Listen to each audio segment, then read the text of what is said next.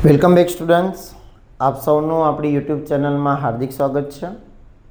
વિદ્યાર્થી મિત્રો, આપણે આ વિડીયોની અંદર જવાહર નવોદય પરીક્ષા 2026માં જે યોજાનાર છે એના અભ્યાસક્રમ વિશેની આપણે માહિતી મેળવવાના છીએ. તો હાલમાં જવાહર નવોદય પરીક્ષાના ફોર્મ ચાલુ છે ભરવા માટે. લાસ્ટ ડેટ 30 જુલાઈ છે. લાસ્ટ ડેટ અને કંઈક 30 નવેમ્બરના રોજ આની પરીક્ષા રાખેલી છે, એટલે કે જસ્ટ 4 મહિના પછી. તો જો તમારું બાળક જવાહર નવોદય પરીક્ષા આપવાનું હોય અને સારી એવી તૈયારી કરવી હોય તો આપણે એના માટે એક ઓનલાઈન બેન્ચ ચાલુ કરેલી છે કે જેમાં તમારા બાળકને સંપૂર્ણ અભ્યાસક્રમ ભણાવવામાં આવશે.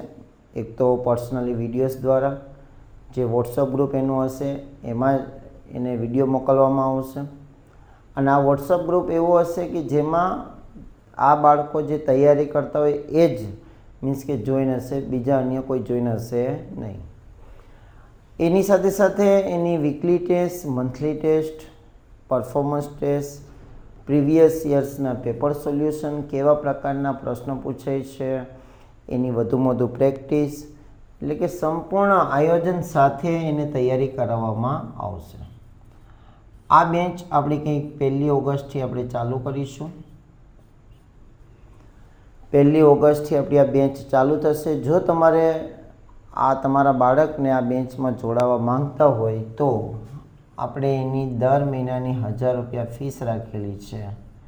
તો તમારે આ ઓનલાઈન પે કરવાની રહેશે. જો એકસાથે તમે ભરવા માંગતા હોય તો આપણે 4 મહિના છે તૈયારી કરાવીશું, તો 4 મહિનાના આપણે 4000 રૂપિયા રાખીશું. અને જોડાવા માટે તમને સ્ક્રીન ઉપર નંબર દેખાતો હશે, ત્યાં તમે વધુ કોન્ટેક્ટ કરી શકો છો અને તમે તમારા બાળક માટે સીટ બુક કરાવી શકો છો. ચાલો હવે આપણે આગળ વધીએ. તો કોઈ પણ પરીક્ષા જો પાસ કરવી હોય તો ખાસ એનો અભ્યાસક્રમ આપણે સમજવો પડે અને ખાસ કરીને પ્રીવિયસ યર્સના પેપર્સ જોવા પડે, કેવા કેવા પ્રકારના પ્રશ્નો પૂછાય છે. પણ જો આ પરીક્ષા 5મા ધોરણના બાળકો માટે હોય એટલે એનું લેવલ એટલું બધું હોતું નથી. એને સમજાવવામાં આવે તો એ સમજી શકે છે. તો એનો જે સિલેબસ છે એ સિલેબસ આની ચર્ચા કરીએ તો આ વર્ષે 2026-27ની જે જવાહર નવોદય પરીક્ષા છે એમાં થોડોક ચેન્જીસ આવેલો છે કે પહેલાં જે આ માનસિક યોગ્યતા પરીક્ષા કે જે 20 માર્ક્સનું પૂછાતું હતું, 40 પ્રશ્નો પૂછાતા હતા, એને ઘટાડીને કેટલા કરી નાખેલા છે? 20. તો આ બીજા 20 પ્રશ્નો કયો ટોપિક લઈ ગયેલો છે? તો જો અહીંયા મેં લખેલું છે પર્યાવરણ, જેને આપણે EVS પણ કહેવામાં આવે છે, બરાબર, એન્વાયરમેન્ટલ સ્ટડીઝ. કે એના જે 40માંથી 20 પ્રશ્નો કટ થઈ ગયા ને એ અહીંયા પૂછાશે. તો બાળક માટે ખૂબ ઇઝી થઈ ગયું, કેમ કે બાળકને ઘણીવાર છે ને આ જ વસ્તુ સમજવામાં અઘરી લાગે છે. મેન્ટલ એબિલિટી ટેસ્ટ, જો માનસિક યોગ્યતા પરીક્ષા, અને બાળક માટે બહુ થોડુંક ટફ લાગતો હતો આ ટોપિક, તો એનું વેટેજ ઘટાડી દીધેલું છે, 20 માર્ક્સ કરી દીધેલા છે, 20 પ્રશ્નો કરી દીધેલા છે. એના પછી બીજો ટોપિક છે અંકગણિત. હા, તો આ માનસિક યોગ્યતા પરીક્ષામાં પૂછાતું શું હોય? ખાસ કરીને આકૃતિવાળા પ્રશ્નો બાળકને પૂછાતા હોય છે અને જેમાં બાળકને આકૃતિ ઓળખવાની હોય કે એક આકૃતિ આપેલી હોય અથવા 4 આકૃતિ આપેલી હોય, એમાંથી જુદી કઈ પડે છે. ઘણીવાર તો આવા પ્રશ્નોમાં મોટા બાળકો પણ થાપ ખાઈ જતા હોય, ભૂલ કરી બેસે. તો નાના બાળકનું તો એટલું લેવલ હોય નહીં.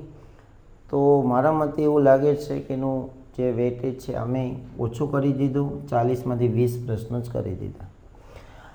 હા, અંકગણિત, જે ધોરણ 5 સુધીના જે ગણિતમાં જે ચેપ્ટરો આવે છે, નફો ખોટ, સરાસરી, સરવાળા, બાદબાકી, હિસાબ કિતાબના દાખલા અને થોડાક બેઝિક, બરાબર, એને આપણે અંકગણિતમાં સમાવેશ કરેલો છે. એના પણ 20 પ્રશ્નો રહેશે. એના પછી ભાષા ગુજરાતી પૂછાય છે. અને આમાં શું પૂછાય છે?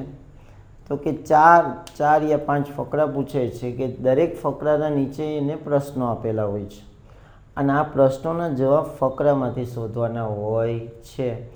તો આ પણ બહુ ઇઝી છે, કોઈ હાર્ડ હોતું નથી. બાળકને વ્યવસ્થિત જો તૈયારી કરાવેલી હોય તો આરામથી આ પરીક્ષા પાસ કરી શકે છે. અને હું તો કહું કે ફરજિયાત તમારું બાળક હોશિયાર હોય, 5મા ધોરણમાં અત્યારે હાલમાં ભણતું હોય અને બેઝિક એનો જો પાયો સારો એવો મજબૂત હોય તો જરૂર તે પરીક્ષા અપાવવી જોઈએ, ચાહે પાસ થાય કે પાસ ન થાય. તો જરૂરથી અપાવજો. હજુ 10 દિવસ જેવો સમય છે ફોર્મનો. 30 જુલાઈ સુધી ફોર્મ ભરાશે અને નોર્મલી ફોર્મની પ્રક્રિયા છે, કોઈ એવી હાર્ડ છે નહીં. તમે ઘણી ઓનલાઈન જ્યાં પણ વર્ક થતું હોય કોમ્પ્યુટર ત્યાં તમે જઈને ફોર્મ ભરાવી શકો છો.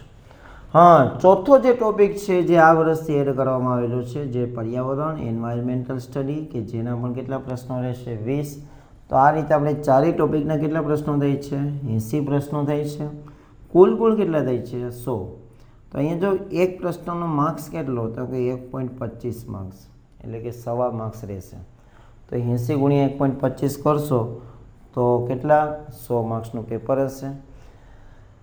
પણ આ પેપરમાં જો એક વસ્તુ નથી, નો નેગેટિવ માર્કિંગ. જો અત્યારે સ્પર્ધાત્મક પરીક્ષાઓમાં નેગેટિવ માર્કિંગ એડ થયેલું છે, એટલે કે તમે સાચો જવાબ આપેલો હોય એનામાંથી પણ તમારા માર્ક્સ કટ થઈ જાય. કેવી રીતે? તો કે તમે જ્યારે કોઈ ખોટા પ્રશ્નો, ખોટા જવાબ આપેલા હોય પ્રશ્નમાં, તો એ જે પ્રશ્નના ખોટા જવાબના લીધે જે સાચા જવાબના માર્ક્સ હોય એમાંથી કટ થઈ જાય, તો એને જ આપણે નેગેટિવ માર્કિંગ કહેવાય છે. પણ સારું છે કે આપણે આ પરીક્ષામાં કોઈ નેગેટિવ માર્કિંગ છે નહીં. તો આ હતું કંઈક આયોજન અભ્યાસક્રમનું. તો જો તમારું બાળક તૈયારી કરવા ઈચ્છતું હોય તો જરૂરથી આપણી ઓનલાઈન બેચનો ફાયદો લેજો. તમારા બાળકને સારી એવી તૈયારી કરવામાં આવશે. અને આપણે નોર્મલી ફીસ રાખેલી છે, ફીસ તમારે એડવાન્સમાં ભરવાની રહેશે, બરાબર. દર મહિને ભરવી હોય તો પણ ઠીક છે અને એકસાથે તમે ભરવી હોય તો પણ ઠીક છે. એના માટેની માહિતી આપણે કેપ્શનમાં અથવા સ્ક્રીન ઉપર નંબર આપી દઈશું કે જ્યાં તમે વધારે ઇન્ક્વાયરી કરી શકો છો. તો વિડીયો કેવો લાગ્યો કમેન્ટ કરીને જરૂર જણાવજો. સારો લાગ્યો હોય તો વિડીયોને લાઇક કરો, શેર કરો તમારા મિત્રો જોડે અને આપણી યુટ્યુબ ચેનલને સબસ્ક્રાઈબ કરી બાજુના બેલ આઇકોનને પ્રેસ કરો. Thank you very much.